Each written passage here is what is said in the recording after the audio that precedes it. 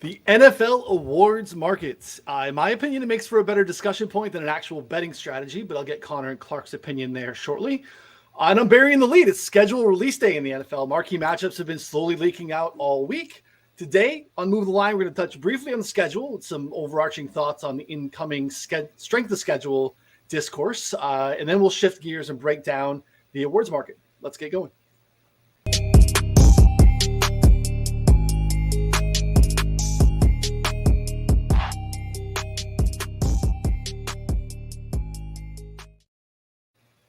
Hello and welcome to Move the Line. I'm Ryan Noonan, joined here, as always, by Connor Allen and Sharp Clark. Connor, start with you. How are we doing today? Honestly, I felt better. I was at Silva's birthday party last night. I went to a Cubs game. It was a lot of fun. But, the Silva hangover lasts a little bit too long, more than my liking. I was worried about you today. I was actually thinking about that this morning. Dad duties kept me out, unfortunately. I mean, I would love to have been there, but makes for a better Thursday and likely Friday for me too. I just can't hang like that anymore. I'll just call a spade a spade. I don't have it in me to do it anyway. So it works out. Hopefully, happy birthday to the GOAT. I'm not going to tell you how old he is today, but happy birthday to Silva, who is probably still in a coma somewhere. Joined as always again. Remember, he will be in this space all season long with us. It is Sharp Clark. What's going on, bud? Not much. I had the opposite experience. My wife's out of town. She's in New York right now. So I had the house to myself and just had a really nice, relaxing evening, got some good sleep and feeling ready to go. It's a good place to be as well. I want to remind folks we're going to have at least one new show here every week leading up to the start of the season and lots of other original content here on our 4for4 Bets YouTube page. So please subscribe. If you'd like to support the free content, thumbs up or comments on the video go a long way. Or jump in the chat. Let us know what your favorite awards market bet is. What are you looking forward to in the schedule release? Anything like that. We appreciate that as well. Still available in podcast form wherever you listen to podcasts. Subscribe there too so you don't miss a show. We really appreciate it. Schedule release. We know and we've known who's playing who, where, really since the season ended last year. But today is the day that we see the entire thing. We've been getting a little Easter eggs here and there. When it comes to schedule analysis, though, I believe Clark has some thoughts. So I'm going to turn the floor over to you, my friend, and let me know what we're going to have some discourse in terms of strength of schedule and all that stuff that's coming out in the next couple of days. Yeah, I'm going to be a little Debbie Downer here. There's going to be all these pretty charts, all these tweets about, here's the rest advantage that each team has, based on when they're playing their games and their opponents are coming off, this many road games in a row. And there's all these different things. And they make pretty charts. They make appealing things to look at and talk about, but they really don't have much of an impact at all on win totals or how you project these teams. It's so much more important to understand who the teams are. And if your opinion is off market on a team, that's going to be way more powerful than any kind of, strength of schedule or not strength of schedule analysis, pace of schedule analysis. The strength of schedule does matter. And we've known that, like you said, we've known that for ages. There's nothing new coming out today on strength of schedule. The one thing that does matter to me is week 18, because there's it's not a guarantee that any team is going to have nothing to play for in week 18, but it's certainly a higher likelihood for certain teams, those certain teams being ones that are more likely to make the playoffs. And those teams that are more likely to make the playoffs are better teams. So having a team like Kansas City in week 18 increases the likelihood that you're going to be playing backups that week and essentially potentially takes a hard game off your schedule. So I look for teams that have a tough week 18 looking matchup and kind of boost them up a little bit in the win total projections just based on that probability. Last year we saw it with Dallas and Tampa Bay and the Chargers and Minnesota and other. It happens every year. So that's something that I am looking for with the schedule release. So based off of last week's show, you're hoping for a week 18 Chargers Chiefs matchup. Is what I'm kind of feeling here. Yeah, that would be good. All right, so strength of schedule matters, but you think most of in terms of like rest advantage, travel stuff is mostly noise. Would that be kind of? Yeah, so like people will talk about they have this much rest advantage, but just think about it this way: everybody nets out to the same amount of rest. I mean, except for Detroit and Kansas City, who play on opening night, they get a couple extra days rest on that first week. But from that first Sunday to the end, everyone plays the same number of games. So sometimes they have bigger gaps, sometimes they have smaller gaps, and sometimes that can make, a marginal difference. But I've been looking at the numbers, and it's not like teams coming off Monday night playing Sunday have like a noticeably worse against the spreads, record in that situation. These types of things, these are very, very marginal. And to the extent they do matter, they're priced into the market. So they're just not something that I'm looking to play when the schedule drops. Yeah, that's fair. Connor, any thoughts on schedule release, rest advantage, strength of schedule, anything that pertains to kind of the points that Clark's making there? Yeah, one important note I think with strength of schedule, just generally, is that I only pay attention to it really at the extremes. So like you'll see people say like the 12th strength of schedule or like 20th, like that stuff just doesn't really matter that much. But then when we have teams like last year, I think the Eagles are a great example. We were already expecting big things from them. Win total was like 8.5 for a while, 9.5, close to 9.5. But still, we knew that they were favored in almost every single game. Their schedule was by far the easiest or second easiest, I believe. And so like all those things leading into the season kind of helped build a better case for betting it over on the win total. I think vice versa can be the case as well for like the extreme on the other end of like really tough schedule. We talked about with the Patriots, I believe, as well, by far the hardest strength of schedule in the league. So like I think those things definitely matter to an extent. And while obviously some teams will change, some teams will be better, some teams will be worse. That's why at the extreme is really important, because like there's that like most of the teams are going to be like relatively kind of what they are, but then there's obviously a couple of volatile teams. But if you already know that you're getting like those extremes, then that's when it mostly matters here. I'm interested though in Sharp. So Sharp, you're saying that you don't think rest advantage like matters. Like it hasn't been parsed out at all really. I mean, I thought that something that was more, I don't know, I guess mainstream last year was that like net rest advantage over the course of the season. I haven't looked back on any of that at all. But I am interested to see. I know you cited the Monday Night Football thing. I saw your tweet about that. It definitely makes sense. I'm just curious about like, I guess other situations or like how the teams at the best and worst net rest or like individual systems mattered, because I think citing as a whole probably doesn't make a ton of sense, but individually it could matter. I just don't know. I haven't looked at the numbers. So. And it can matter marginally on a game by game basis. I'm not saying that it can't matter. Maybe there's different ways to parse the data. But think about it like this, like, okay, so teams playing their third consecutive road game might perform at a lower level if that's your theory. But if they're playing 3 consecutive road games, then they probably have a couple back-to-back home games in their schedule, maybe a triple homestand, which maybe they play better in that stretch. Like anytime you have a schedule-based negative, it is offset by a positive. Like, okay, they're playing a short week after, multiple Monday night games. Well, they're playing on a long week every time they play on Monday night. So those types of edges tend to just, the very marginal nature of them and the fact that they even out over the schedule means it shouldn't impact your win total bets and division bets and futures bets, even if it might impact how you view one particular matchup in the season. That's a great way to summarize it too. So you're talking as far as like going to the window today, making decisions on win totals, making decisions on divisional bets.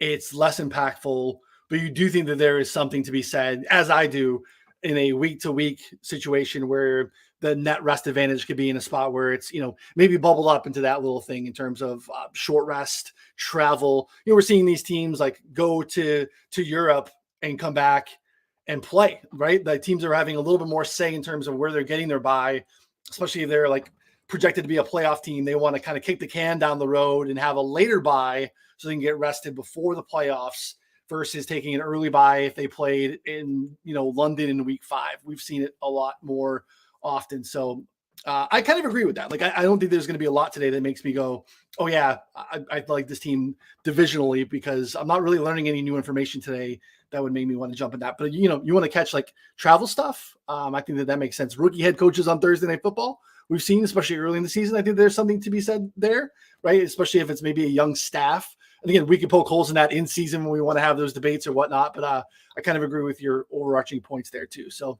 I've been working on and, tweeted out some of the stuff yesterday about like kind of the unique 3, because how the schedule is built, each of the teams do play 3 unique teams comparatively to their divisional foes.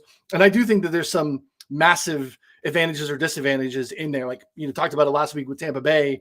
Tampa Bay is playing a first, a division winner schedule based off of where they were last year, even though they were an 8-9 football team and stumbled in, they get a absolute gauntlet of a schedule compared to some other teams in their division. So I think that there is some stuff in the schedule based off of what we already know as we sit here today. So good stuff as always. Yeah. Check that out. Again, you can find all the schedule stuff all over the internet. Social media teams out there crush today, so that should be fun as well.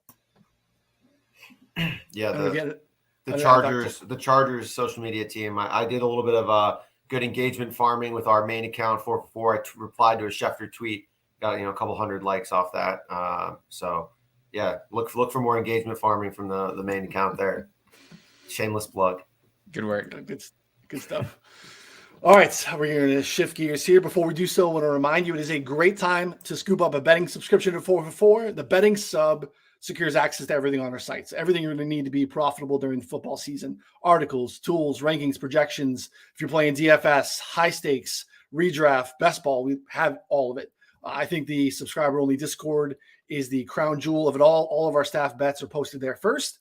We have channels for every sport. If you dabble in any of the pick'em sites, Prize Picks, Underdog, No House Advantage, Vivid Picks, we have channels and plays there as well. You can head over to 444.com/plans to subscribe. If you're considering checking us out during the summer here, we do have a way for you to pick up a subscription for cheap. 3-month sub, so you just get a taste of the action, get some of our future stuff in the preseason. Head over to the App Store, download Vivid Picks. If you're not familiar with Vivid, they're a parlay pick'em site like some of the other ones that are out there in the space. Use our promo code 444bet when you sign up. They're going to match your first deposit up to $200, but all you need to do is deposit $5 and you get access to our betting subscription with the promo code 444bet with just a $5 deposit at Vivid. So take advantage. Insanely good deal. Again, you'll get a lot of our future action and stuff to lead you for fantasy drafts, all that stuff in the off season. 444.com/plans. All right, gents, awards market. Before we get into specific awards, I want to talk about the overall strategy around awards and future betting in general. I'll start with you, Clark. Is this something that you allocate bankroll towards? Are you looking to pick off, an occasional bad line instead? Again, knowing that these things aren't really paying out until February, like we're sitting on this for 9-10 months. How do you approach the award market?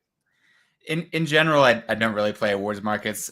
Like when I make a bet, I like to have at least an estimate of what the actual odds are, the true odds, so I can say, well, the true odds of this, team covering this number is 53.5% based on my model. My model isn't going to capture it 100%, but it's going to at least give me a number. And so if it's -110, that's plus EV. With these awards markets, it's so difficult to predict what's going to happen. There's so many variables. There's such a massive hold if you include all the different options at the sportsbook. So it's not really a place that I'm looking to capitalize and make money. I did place one bet last year, and that was on Mahomes to win MVP at +900 before the season started. So that was my entire return on the season-long awards bets was very high. So every now and then I think a line is like valuable, but it's very, very rare. But I still think it's fun to talk about because it allows you to talk about tail outcomes, which is basically like, if variance swings in one direction, then, XXX, this can happen. And so you can capture like a very high price on a, low percentage outcome, but something you think is within the realm of possibilities. And then it's fun to have like a long shot ticket, hit at the end of the year. Yeah, they're fun to have. Connor, how do you approach it? I know over the years we've feel like you dabble a little bit, but it's not a high priority. But where are you at with awards and futures? Yeah, generally we did super well on player props last year. Generally in futures, I think we won like 80 or 90% of them, like something outrageous. So we'll have those again this year as long as the markets release those. But in terms of like futures and awards market, I generally don't like to bet the chalk. I think that kind of like Clark said, I think getting those like high variance options there, like taking shots at like 20-1 or higher generally has kind of been my MO. If I am going to tie up anything, like I want the payout to be worth it really, unless I feel like I have a massive edge, which in player props, I think we do. In other things, I'm not quite sure that really anyone does. So I have a couple of interesting ones, I think, as I started diving into this at some of the smaller markets, but yeah, I'm excited to dive into it. I'm kind of there with you guys. I think that you can get some pretty good lines in season when we have a little bit more knowledge. And I think there are still some good prices available at times. I have a hard time divorcing myself from just like the actual true probability of something like this happening and where this actually, how it relates to like golf outright betting, which is again something I spend a lot of time in. And we're talking about like a 20-1 long shot where like on a typical week in golf outright betting, that's one of the top like plays on the board, right? And I can get return on that in 4 days.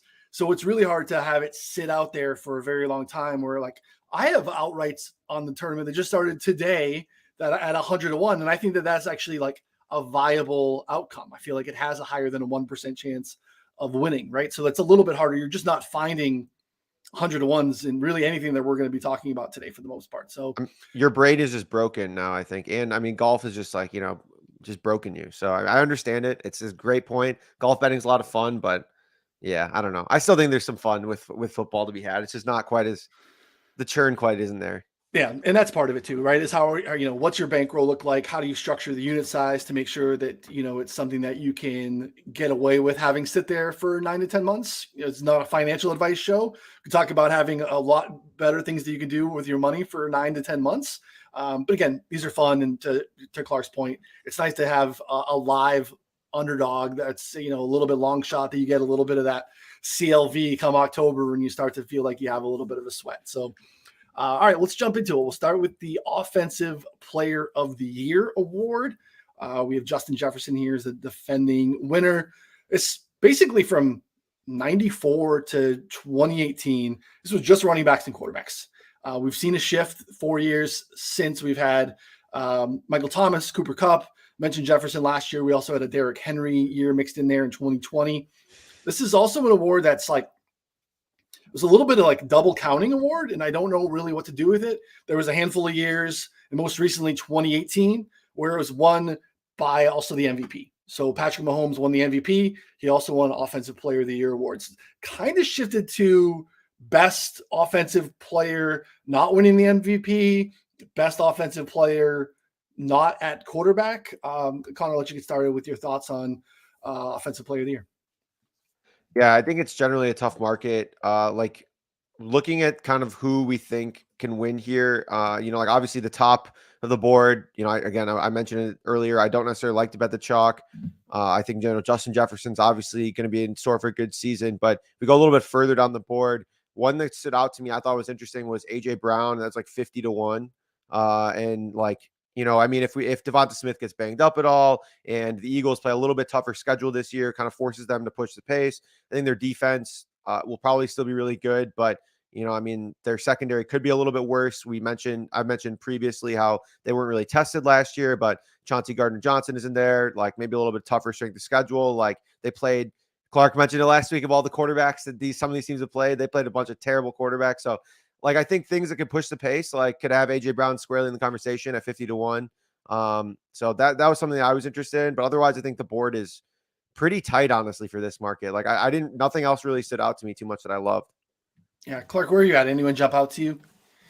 Yeah. So I like, I saw Garrett Wilson at 25-1. And I think there's, we've seen Aaron Rodgers throughout his career basically pick a target and just pepper that target with as many passes as possible. And based on how Garrett Wilson played as a rookie, I think there's a real chance that he could be a superstar receiver in this league. And when a superstar receiver is the, number one target getting peppered by a Hall of Fame quarterback that frankly doesn't want to run, so he's going to be throwing a lot.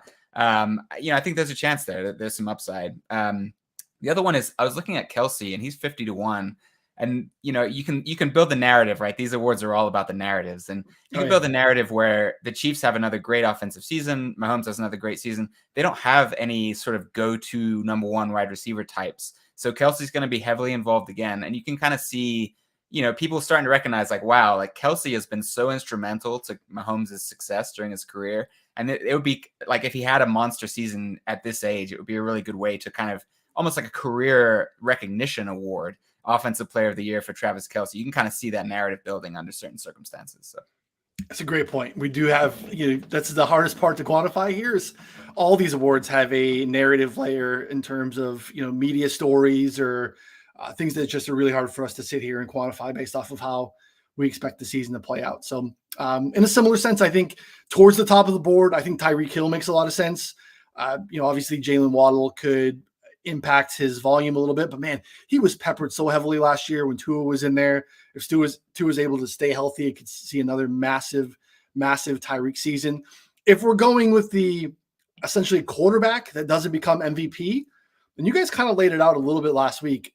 I think we could be in for a massive Lamar Jackson season here. Now, I'm worried about the MVP piece because I think the defense is a little bit more of an issue than I think you guys think. But we could have a Lamar season where, again, just the surrounding cast is built up way better than it's ever been.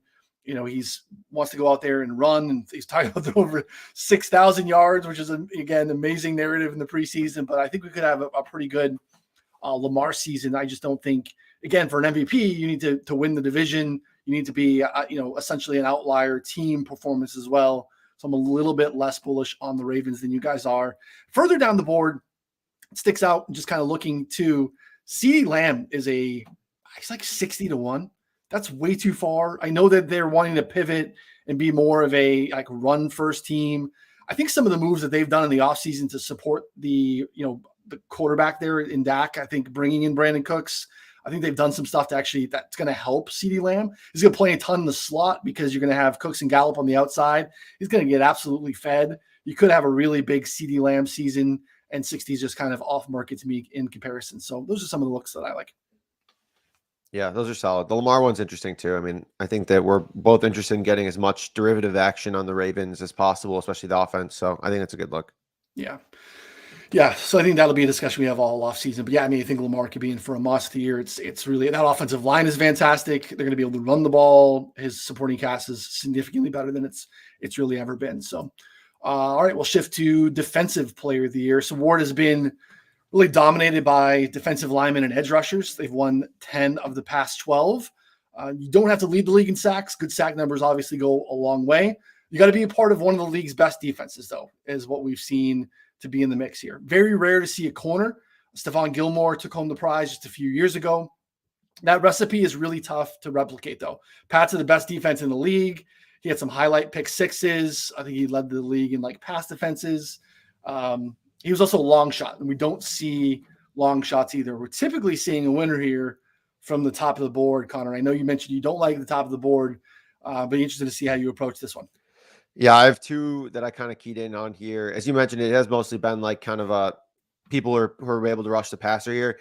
I mean, we've seen multiple repeats before. Like, why not Nick Bosa again at 11-1? I mean, just run it back. Like, I mean, he should. I guess it makes sense that he's fourth in odds, but like there's no voter fatigue like there is in some other sports and like other spots here. It seems like they're like, okay, well, it was there in Donald Ward. It was the JJ Watt Award for a while. Like, we've seen multiple repeats. I mean, each of those guys won 3 of them. So I don't think that's bad there at 11-1. If you want to go way, way further down, Pat Surtain is like 50 or 60-1, I think. Like you said, it's a pretty rare case, but that Denver defense was legit awesome before they like threw in the towel and they were getting like arguments on the sideline. And like, he was a key part of that. So, like, I don't think that Sauce Gardner should be 15-1 or 10-1 and Surtain should be 50-1 when I think that they're like pretty similar caliber and like both their defenses should be awesome. So, and if the Broncos take a step forward again, like you're talking about a potential here where you have that narrative of like, he's the lockdown corner on the best defense or on one of the best defenses. So again, 50-1, it's a longer shot, but I thought it was an interesting look. Yeah, it's a great point. That's the recipe, right? So they have to take a step forward. They become one of the league's best units and he becomes a pivotal point to it. Clark, what's jumping out to you on defensive player of the year? Yeah, when we talk about defenses, you've heard me bang this drum before, but defensive production metrics are so heavily skewed by what quarterbacks you face. So if I'm playing this market, I'm going to do some schedule analysis and try to identify which, edge rushers or defensive linemen are more likely to face quarterbacks who are going to make mistakes and take a lot of sacks.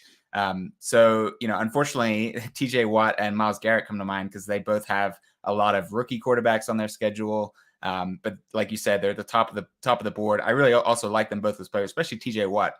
I think people forget how good he was before he got hurt. So if he stays healthy, he's got a good shot to take it. As far as a longer shot, Brian Burns at 30-1, I think is reasonable for some of the same reasons. He's got some of those, easy schedule quirks. He's also just an underrated player. And if the Panthers are going to do anything this year, I think it's going to be on defense. And he's proven that he can put up numbers and, a lot of people are going to want to tune into Panthers games to see Bryce Young. And I think they might get a little side action of Brian Burns along the way. Like that quite a bit.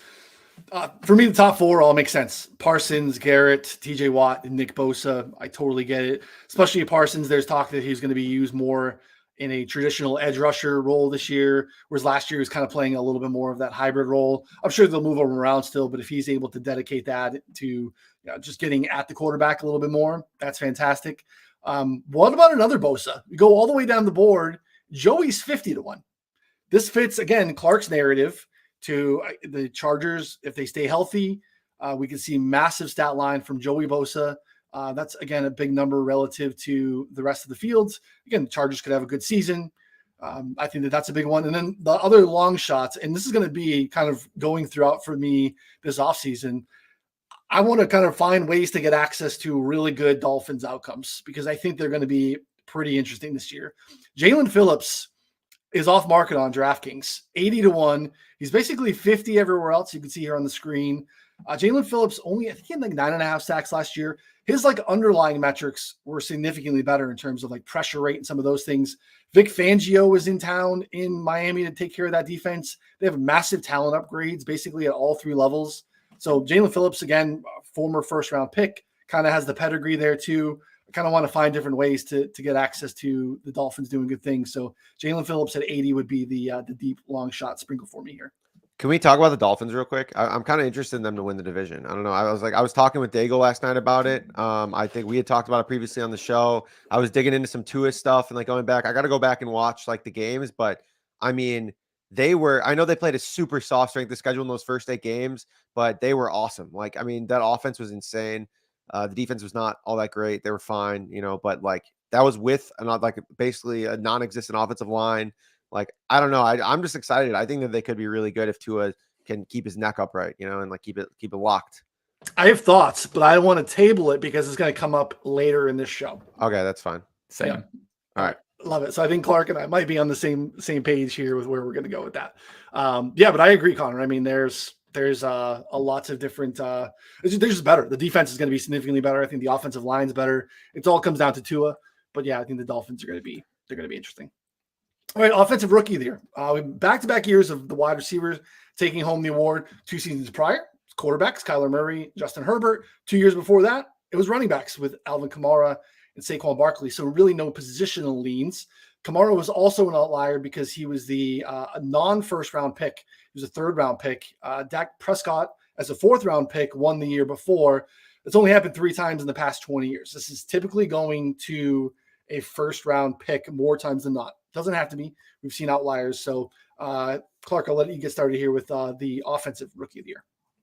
I don't have strong opinions on the rookie awards because I have such a bad feel for the rookies coming in since I don't watch any college football.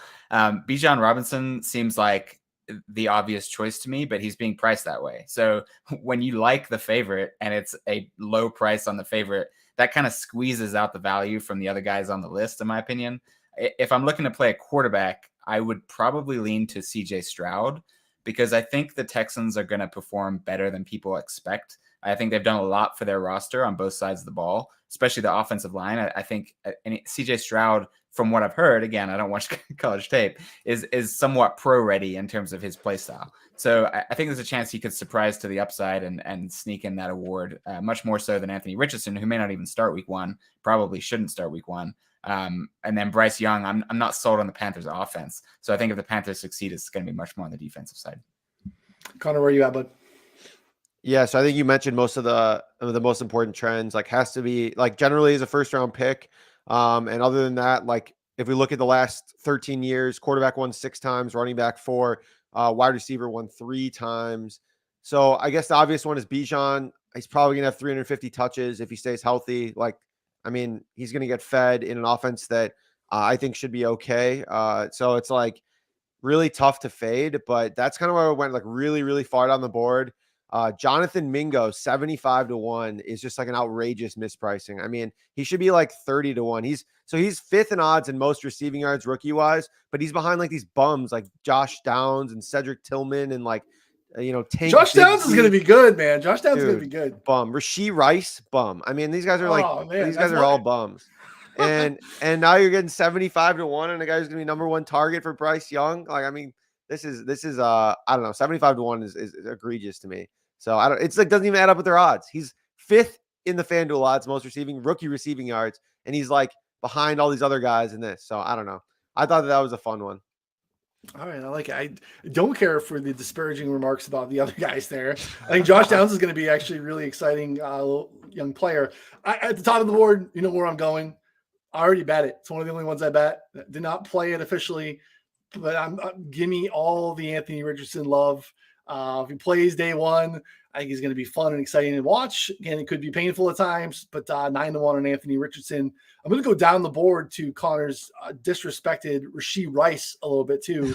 Rashee Rice is a massive target hog at SMU and is going to play with Patrick Mahomes in a wide receiver room that has a lot of question marks, right? We're dealing with Kadarius Toney, Sky Moore, MVS. Like there's a lot outside of Travis Kelce that is up for grabs for Rashee Rice to kind of come in and make a mark. And kind of one of his calling cards coming in was people thought he was more NFL ready than a lot of the other guys at the top of the board. He might not be the athletic specimen that some of those guys are, but 66-1 catching balls from Patrick Mahomes. I think Rashee Rice makes some sense. And the other one is Rashawn Johnson, who I think has a real path to being the Bears' every down back in a sense, and again, like that's an overused term in the NFL nowadays. It just aren't those type of guys, but I think he can carve out a role in passing downs. I think he's the better, early down options as well. So again, that's going to be a great offensive line. They were 5th in run block win rate last year.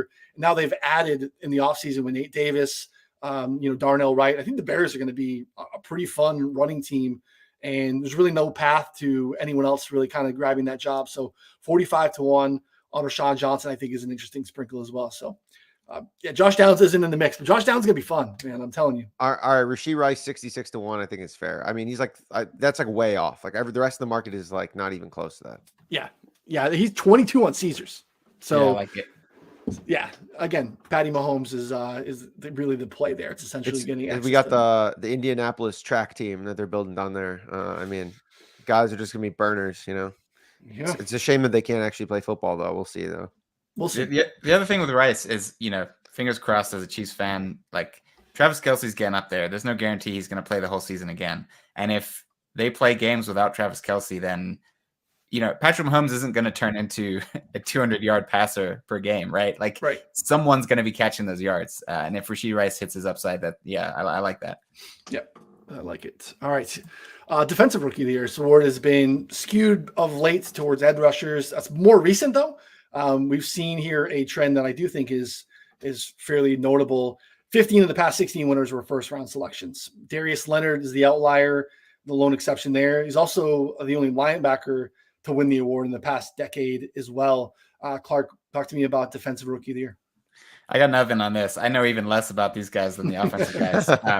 I'll tell you what I do with these odds is one question that I have to face when I'm, power ranking my teams to start the season is what impact are these rookies going to have in their first year? So it's a different question than, was it a good draft pick? It's like, what is the expectation of their impact this year? So I use this odds table basically to project the impact the rookies are going to have. And I remember the year Micah Parsons was drafted, I had no idea who the guy was, but he was like, clear front runner for this award before the season started. So I bumped up my Cowboys defensive rating because I was like, oh, this guy is apparently going to do something real good. And then he, from day one, was an absolute game wrecker. So that's kind of my approach for this is I reverse engineer quality of impact in rookie season based on these odds. I don't bet it. Interesting. I like that though. Connor, anything jump out? Yeah, I mean, you mentioned the main trend is like first round pick. Other than that, the other main trends that I kind of noticed, especially lately, has been that they have to be playing a lot and they have to be generally on a team that ends up with a good defense on the year. So again, sounds obvious, but like there's a couple here that I think stand out that you're probably not going to see that. And so if we look at the board here, I thought Jalen Carter 7-1. If you want to look at the top there, is really interesting. Obviously, I think the Eagles should be pretty good defensively, and he should play a big role there. If we go further down the board, Will McDonald 25-1. I thought it was like a pretty egregious reach in terms of like actual draft capital with the Jets, but like their defense is going to be really good. And if he's going to play a lot, then 25-1, I think is fine. And another one that I was looking at, Nolan Smith as well, 22-1. I guess a little bit less. I mean, I don't know. I guess it could be as impactful with the Eagles losing a bunch of linebackers as well. Like, I don't really know what Nolan Smith's role technically will be on the Eagles. But I think that if he's playing a lot, again, on a good defense, 22-1 isn't bad if he has like a breakout season, because the measurables were great. He shot up draft boards kind of late and then had like a little bit of a fall, I think, with some medical stuff during the draft. So I don't know. Those are the ones that stood out to me. My favorite is also Will McDonald at price. Jets defense was good last year. I think they could be better. And if he's going to be mixing in and getting passing snaps, there's a path to, being on a great defense that goes to the playoffs and you put up 9-10 sacks. I think that's way more likely than, like, again, I think the Will Anderson Jr. number is like egregious. They should be way closer. Like, again, it's horrible. I mean, like, Will Anderson has to come in and have like 12 sacks to win this award. I mean, I don't even know if he's like going to change their defense that much. Yeah, no, I agree. Miles Murphy kind of fits the same bill in Cincinnati. If he's going to be, they take a step forward, he mixes in a little bit, gets some sacks. Going down the board a little bit, if I go to 60-1 with Dion Henley, who I think is going to get a pretty good amount of linebacker snaps for the Chargers. Again, going with the Chargers or solid defensive narratives. If he's getting like, 3 down snaps, he's a great athlete. He's one of my favorite linebacker prospects. Again, I watched a lot of linebackers coming into this draft because I'm going to end up betting these guys to accumulate a bunch of tackles this season, hopefully. So I want to know any rookies that are coming in. Jack Campbell obviously makes a lot of sense too. He's probably going to get a lot of snaps, but he's, I think, like 18-20 most spots. Henley is a lot more interesting at 60. Pair next to Eric Kendricks coming over from Minnesota in the Chargers defense that I think, if they stay healthy, could be really exciting to watch. So Henley would be my long shot here if I weren't going with Will McDonald or Miles Murphy. Henley would buck the trend, though, of the first-round pick, and the other 3 since 2000 to not be first-round picks were all second-round picks. So I think he was a third-round pick, if I remember correctly. So that would buck the trend, but I think that your points are valid, and you're not paying like a price for it. It's obviously 60-1. So yeah, for sure. And again, the outlier came at the same position with Darius Leonard, right? That Colts defense took a step up. He was one of the league leaders in tackles, and it's sometimes no one else really emerges, and sometimes it can be that simple. All right, comeback player of the year. We were talking a little bit pre-show. Of all the awards, this is by far my least favorite because I have no idea what constitutes a comeback or not. It is very vague. It is very narrative driven. But this year, it's really not up for debate. The betting market really reflects that. If and when Damar Hamlin plays a snap, he locks up the award. He is like minus 600. I do not know what Russell Wilson and Mac Jones are coming back from, but they are near the top of the board outside of him. And that kind of indicates really what this award is all about. Anyone want to poke holes in Hamlin this year? no, I got nothing. We don't have to spend much time on this, honestly. It's the Damar Hamlin award this year.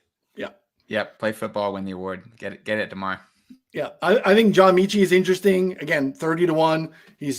Clark made a good point. I don't know what he's coming back from either. Again, cancer, yes. But like, he didn't play last year, so he's not returning. But again, that would be the only one that would make even a comparison. He should definitely have the second shortest odds on the board. I comparison to Trey Lance, Russell Wilson. At least those, like, Trey Lance was hurt. At least Tua had concussions. Like, Russell Wilson just sucked. I don't know what he's coming back from, but yeah, he's second on the board. Interesting. All right, coach. Back in the subway. Yeah. Coach of the year, as we saw last year, this award is more about exceeding expectations than anything else. We also saw, again, some viable options, some bettable numbers in season. Myself and a lot of our subscribers were able to get Brian Daboll, like week 15, week 14 at 25-1. That was a heartbreaker for Connor. Fuck this award. This is some bullshit. I'm still mad. Still so mad. Connor had a really good price preseason on Nick Sirianni, good closing line value. Again, the argument there on why we played Daboll is that, Sirianni and the Eagles closed as division favorites. So yes, there was some expectation that they were going to be good, maybe not as good as they were, but Daboll was really piecing it together with I don't know, it was MacGyver style with that roster. But Connor, I'll kick it deep. Any thoughts early here on Coach of the Year? Yeah, the fucking Bears injured Jalen Hurts gets, Nick Sirianni was like minus 400 before Jalen Hurts got hurt. And maybe he shouldn't have been minus 400, but still they were going to win like 16 games, like if they had won that, I think he still probably would have won. But either way, looking at the trends there. So Brian Dable bucked the trend. The last 20 years, every single coach to win this award has won 10 or more games, except for Brian Dable. So it's generally been an award where you have to win a lot of games and exceed expectations. Brian Dable just exceeded expectations so much that it kind of trumped that. And they made the playoffs.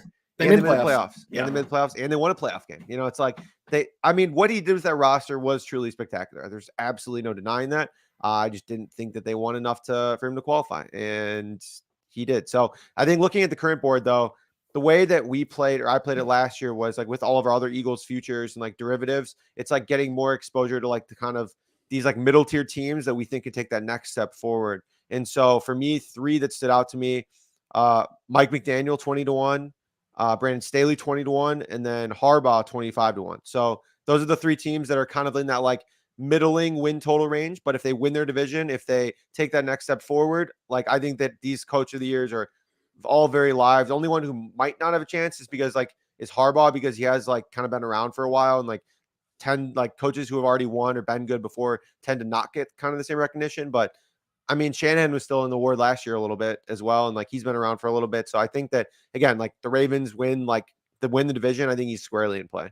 Yep.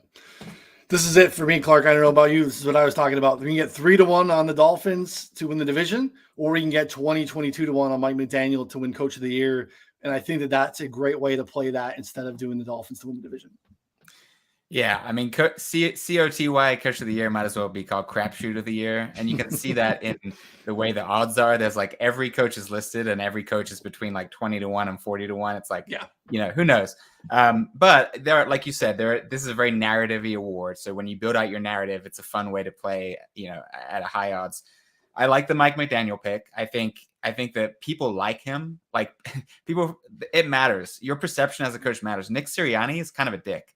And Brian Daboll was very, very popular. And I'm not saying that that's why he won, but like when these guys are making these votes and there's a lot of things to consider, it's like, oh yeah, like Daboll, man, that guy's awesome. And Sirianni's just, not necessarily someone you really want to root for.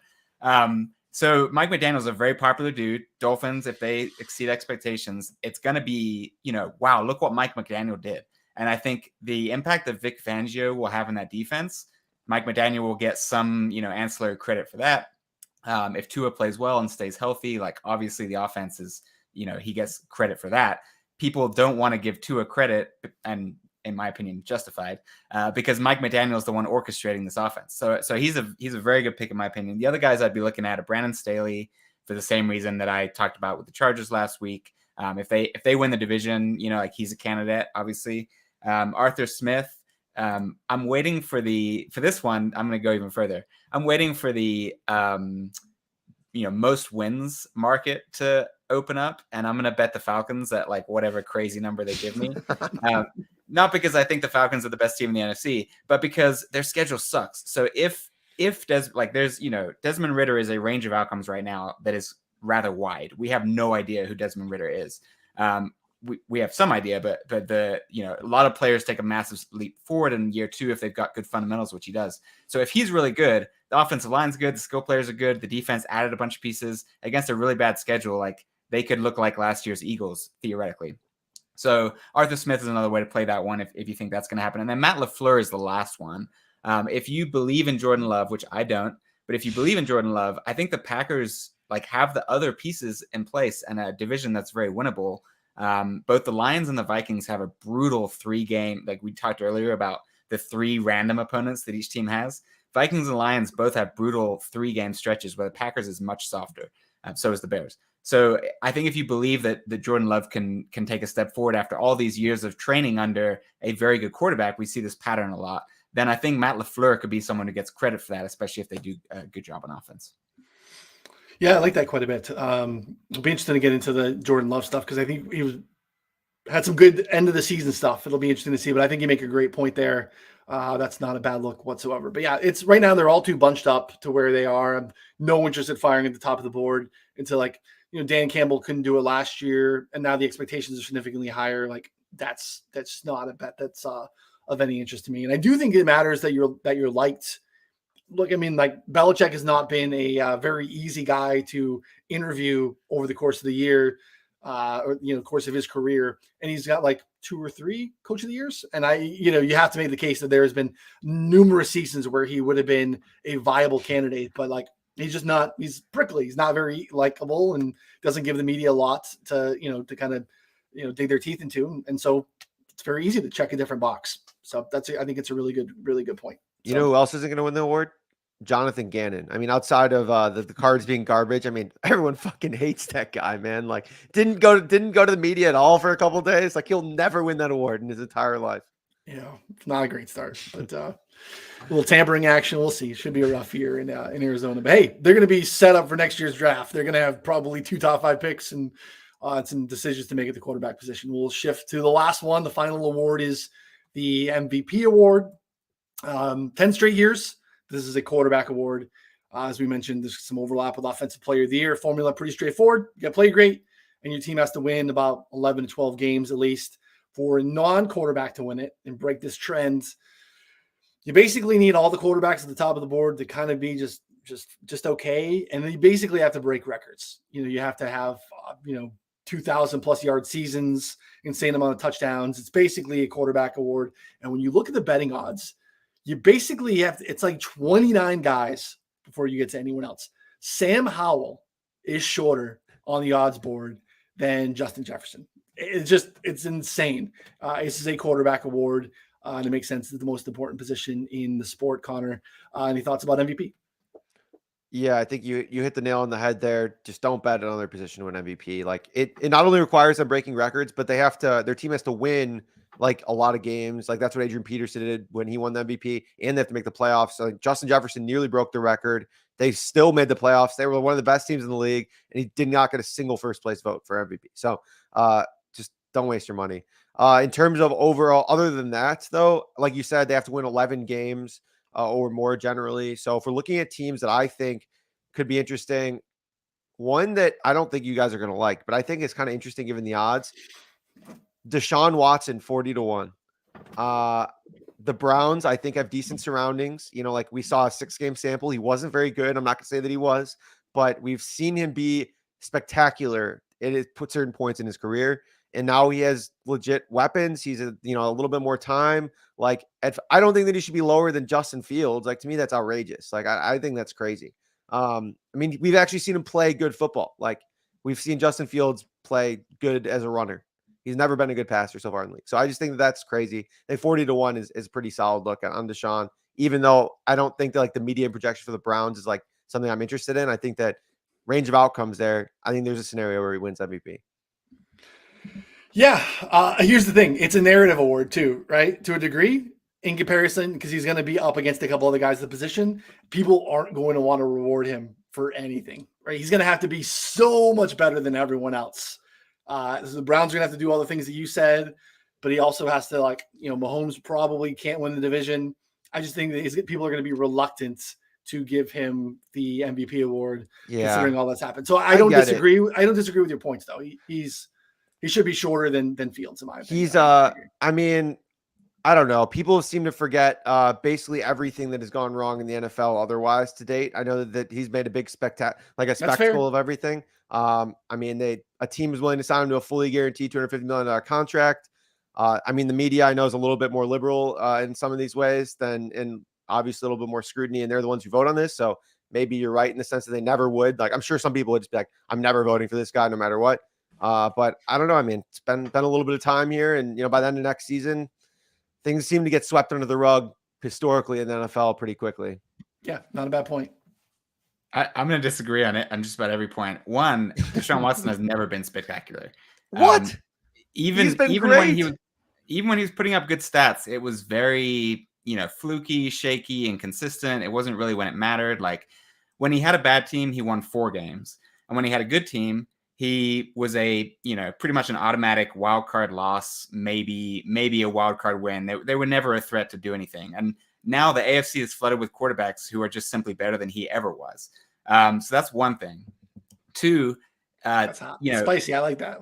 And you can say right or wrong on the whole media's obsession with Deshaun Watson, but the fact is, it really does matter. Like maybe it's not the right weight or whatever, But like, there's no way these voters are going to give Deshaun Watson the award. Like the image that puts on the NFL, like even a year from now, it's not going anywhere.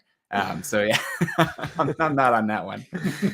Oh man, I don't know. I like, if we look back at his time with the Texans, like he never had an offensive line. He was getting wrecked. It was basically just him running around bombing to Fuller and Hopkins. Like it was not good. He never had an offensive line because he didn't know how to throw within rhythm. Oh, you're harsh. You're harsh. Deshaun, I can't root for this guy. I mean, honestly, I just can't even root for this guy. So I was gonna say he's gonna prove you wrong, but I don't even want him to at this point, just because I feel bad. It doesn't feel good. All right, I'm scratching this bet. Honestly, I don't want it anymore. I'm scratching it. I don't want it. I don't want it. I think he's good, but like I just can't do it anymore. Yeah, you find yourself being like, is that even something I want to root for? Yeah, like, do I really want to like have my flag plant be Deshaun Watson? Right. Absolutely not.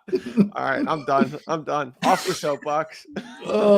We'll circle back. If somehow he does have a good season, I'll be like, yeah, I kind of told you, but that's about all I'm going to take.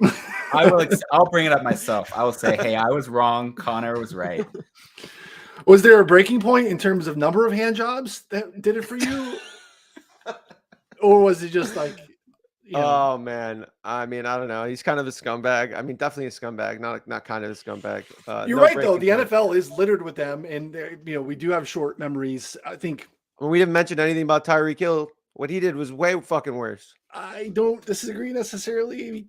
Yeah, I mean, yeah, I don't disagree. So, yeah, we do forget stuff. There was such little, just remorse from Watson through this entire process, and I think that's part of it. And he's just kind of doubled down, and he kind of fought this a little bit, and I think that has not helped his image too. So, again, you can make the case that the path to doing the first part that's required, narratives aside, is going to be a challenge for the Browns as well. Again, I think they're going to be better without a doubt.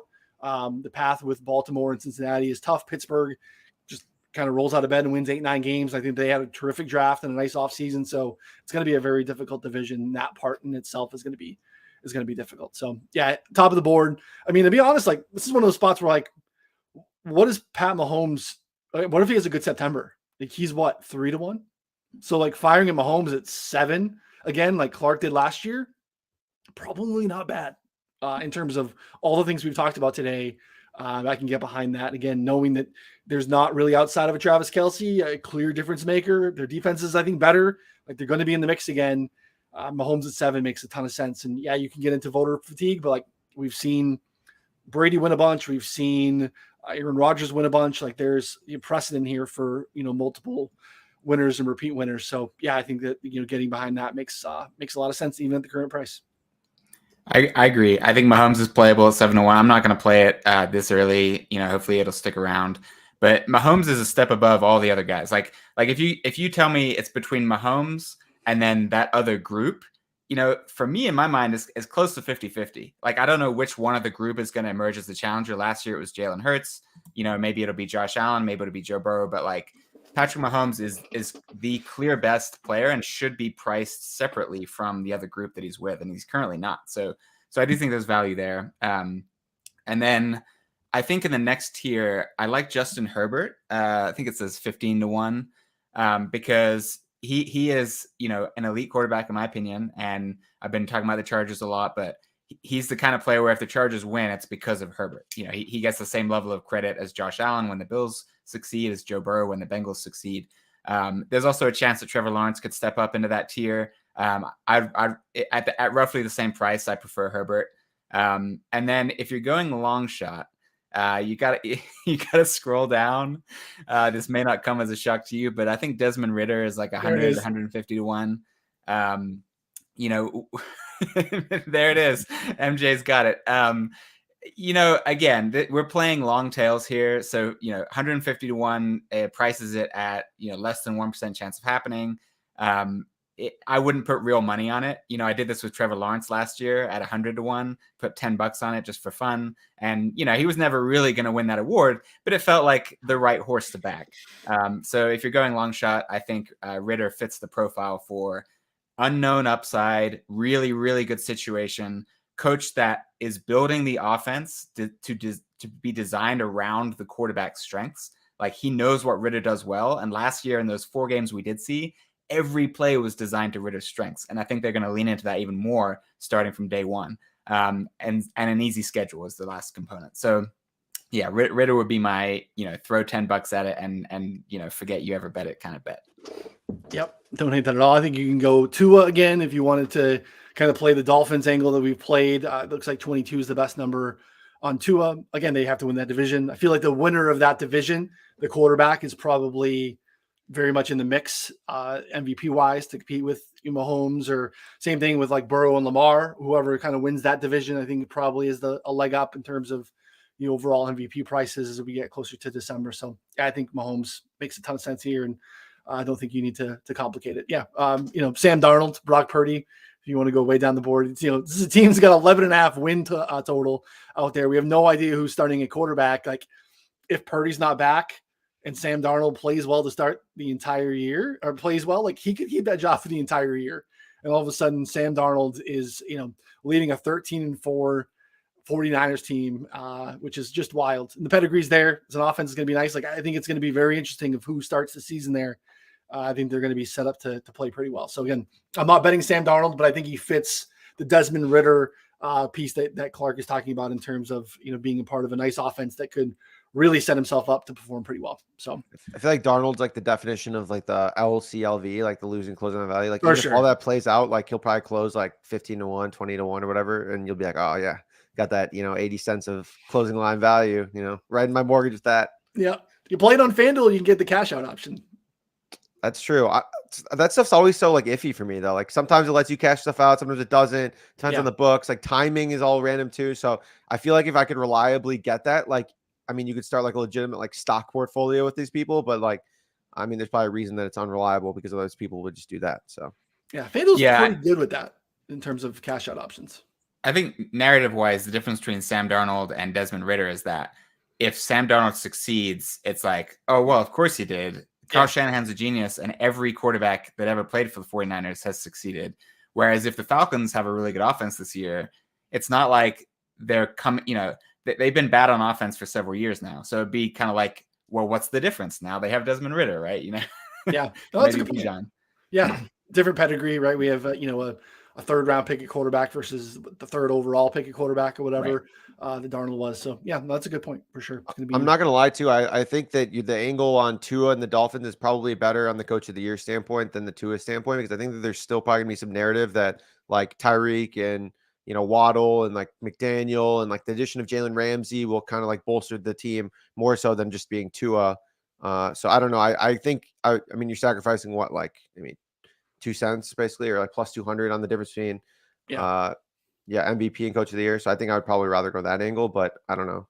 No, it's a good point. I agree. I really do. I think there's so much supporting cast there for Tua to kind of be why he succeeds. So yeah, I think I'd probably rather go McDaniel or offensive player of the year to Tyreek, which is basically all the same price, 2022s.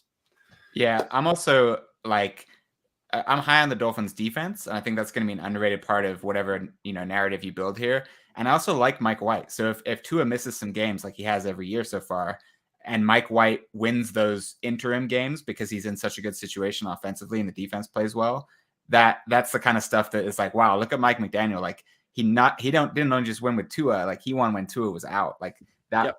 Just like if the Eagles had won with Gardner Minshew last year in those games that Hurts missed, I think Sirianni wins coach of the year.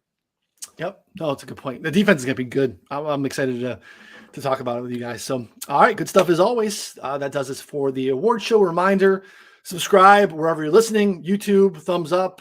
Make sure you hit the subscribe button. You'll get lots of other unique content that we have here on the 4for4 Bets YouTube page. We have a 4for4 football page as well. If you want to get into more of the fantasy stuff, Daigle is over there grinding best ball tiers and redraft league and all sorts of stuff over there. Also, again, in podcast form as well. So good stuff as always. We'll be here next week to talk about more ways to bet on the NFL. So for Connor and Clark, I'm Ryan. We'll see you all next week. Thanks, everyone.